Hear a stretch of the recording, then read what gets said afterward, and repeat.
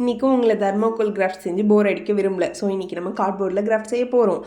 இன்றைக்கி நம்ம ஒரு வால் டெக்கர் தான் ரெடி பண்ண போகிறோம். அதுக்கு ஃபர்ஸ்ட் வந்து ஒரு பேப்பர் எடுத்துக்கிட்டேன். அந்த பேப்பர்லேருந்து ஒரு மாடலுக்கு வரைஞ்சி பார்த்துக்கிட்டேன். நல்லா தான் வருதுன்னு சொல்லிவிட்டு அதை வச்சு ஸ்டென்சிலாக யூஸ் பண்ணி கார்ட்போர்டில் வந்து வரைஞ்சி எடுத்துக்கிட்டேன். ஸ்டார்டிங்லாம் வாங்கிட்டா நல்லா தான் வருது, ஆனால் ஃபினிஷிங் சரியில்லை அப்படின்ற மாதிரி கலரில் வந்து கொஞ்சம் சொதப்பிட்டேன். பட் அந்தளவு அது தெரிஞ்சிக்கல. ஃபைனல் பாருங்கள். வரைஞ்சிட்டு கட் பண்ணலான்னு போகும்போது தான் ரொம்ப கஷ்டப்பட்டுட்டேன். லாஸ்ட் டைமே நான் வந்து கார்ட்போர்டில் கட் பண்ணும்போது அவ்வளோ கஷ்டப்பட்டு கட் பண்ணேன். இப்போயும் நான் வந்து கார்ட்போர்டில் செய்யலாமான்னு யோசித்து தான் பண்ணேன். சரி பரவாயில்ல செய்வோம், முடியாததுன்னு ஒன்று இருக்கா அப்படின்னு சொல்லிட்டு தான் உட்காந்தேன். இந்த கிராஃப்டை நான் செய்ய ஆரம்பிக்கும் போது எங்கள் அம்மா வந்து கடைக்கு போயிருந்தாங்க. அதுக்குள்ளே நம்ம வரத்துக்குள்ளே செஞ்சிடலாம் அப்படின்னு சொல்லிட்டு வேகமாக வரைஞ்சி கட் பண்ண ஸ்டார்ட் பண்ணேன். நானும் கட் பண்ணுறேன் போயிட்டே இருக்குது. கட் பண்ண பாடு இல்லை. என்னடா இது எனக்கு வந்த சோதனை அப்படின்னு சொல்லிட்டு ரொம்ப கஷ்டப்பட்டு ரொம்ப நேரம் போராடி கட் பண்ணிகிட்டு இருந்தேன். பார்த்தா எங்கள் அம்மா கடைக்கு போனவங்களே வந்துட்டாங்க. ஏம்மா இந்த கார்ட்போர்ட்லாம் இவ்வளோ மொத்தமாக செய்கிறாங்க அப்படின்னு கேட்டால், அவங்க சாப்பிட்ற சத்தெல்லாம் எங்கே போகிறது, கட் பண்ணு அப்படின்ட்டு அவங்க மட்டும் கிச்சனில் போய் சமைக்க போயிட்டாங்க. அதுக்கப்புறம் நானும் ஒரு பெரிய போராட்டத்துக்கு அப்புறம் இதை வந்து அழகாக கட் பண்ணி எடுத்துட்டேன். நெக்ஸ்ட் வந்து வெல்கம் கட் பண்ணோம். ஆஹா திரும்பவுமா அப்படின்னு நினச்சேன். பட் வந்து வெல்கம் வந்து ஈஸியாகவே கட் பண்ணிட்டேன். ஏன்னா ஸ்ட்ரெயிட்டாக கட் பண்ணுறோம் இல்லையா, எதையும் பெண்ட் பண்ண வேணாம். ஸோ ரொம்பவே ஈஸியாக வெல்கம் கட் பண்ணி எடுத்துக்கிட்டேன். நெக்ஸ்ட் வந்து இதில் கம் போட்டு ஒட்டிக்க வேண்டியதான். கம் போட்டு ஒட்டுறதுக்கு முன்னாடி நம்ம இதை வாலில் ஹேங் பண்ணோம் இல்லையா, ஸோ வந்து உள்ளன் நூலால் இது ஹேங் பண்ணலான்னு சொல்லிட்டு டிசைட் பண்ணிவிட்டு 4 ஹோல் போட்டுக்கணும். கீழே வெல்கம் இருக்கு இல்லையா, அதில் வந்து ஒரு 2 ஹோலு, மேலே இந்த பேர்டு இருக்கிறதுல 2 ஹோலு. இது எல்லாத்தையும் கனெக்ட் பண்ணுற மாதிரி உள்ளன் நூலால் டை பண்ணிக்கலாம்.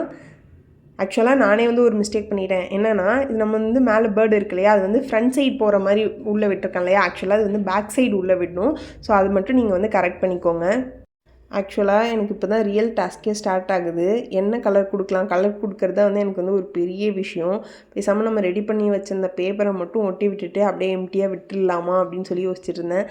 சரி கலர் தான் கொடுத்து பார்ப்போம் அப்படின்னு சொல்லிட்டு எல்லா சமயம் வேண்டிக்கிட்டு கலர் கொடுக்க ஸ்டார்ட் பண்ணிட்டேன். வெல்கம் போர்டுக்கு வந்து ஃபஸ்ட்டு வந்து நான் வந்து ப்ரௌன் கலர் கொடுத்துக்கிட்டேன். இந்த வெல்கம்ன்றது வந்து ஒயிட் கலரில் இருக்கட்டும்னு சொல்லிட்டு அதை சுற்றி நான் வந்து ஒரு ப்ரௌன் கலர் கொடுத்துக்கிட்டேன். பார்த்தா வெல்கம் போர்ட் கலர் வந்து ரொம்ப அழகாக இருந்தது.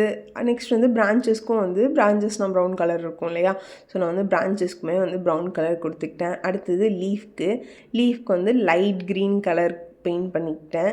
நெக்ஸ்ட்டு இந்த பேர்டுக்கு தான் என்ன கலர் கொடுக்கலாம் அப்படின்னு யோசிச்சுட்டு இருக்கும்போது சரி எல்லோ கொடுக்கலாம், அதோட ஃபெதருக்கு வந்து கொஞ்சம் ஒரு ஆரஞ்சு ஷேட் மாதிரி கொடுக்கலான்னு சொல்லிட்டு அதை கொடுத்தேன்.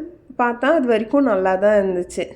நெக்ஸ்ட்டு இந்த ஹவுஸ்க்கு என்ன கலர் கொடுக்கலாம் அப்படின்னு சொல்லி ரொம்ப நேரம் யோசிச்சுட்டே இருந்தேன். நமக்கு யூஸ்வலாகவே தெரியும் போர்ட்னால் வந்து அதுக்கு ப்ரௌன் கலர் நல்லாயிருக்கும், ஸ்டெம்னாவே வந்து அதுக்கு ப்ரௌன் கலர் தான், லீஃப்னால் அதுக்கு க்ரீன் கலர் தான், இதெல்லாம் நமக்கு தெரியும். பட் இந்த ஹவுஸ்க்கு மட்டும் என்னடா கலர் கொடுக்கலான்னு யோசிச்சுட்டு இருந்தேன். சரி ஓகே ஒரு மினிமலான கலரை நம்ம வந்து ப்ளூ கொடுக்கலாம் அப்படின்னு சொல்லி கொடுத்தேன். பட் என்னவோ அந்த ப்ளூக்கும் எனக்கும் ஆகாதான்னு தெரியல. அந்த ப்ளூ கலர் அடித்ததுக்கப்புறம் எனக்கு அவ்வளோ பிடிக்கவே இல்லை. சரி இந்த மேலே வீட்டுக்கு மேலேயும் கீழேயும் ஒயிட்டே இருக்கட்டும்னு சொல்லிட்டு ஒயிட்டே அப்படியே விட்டுட்டேன்.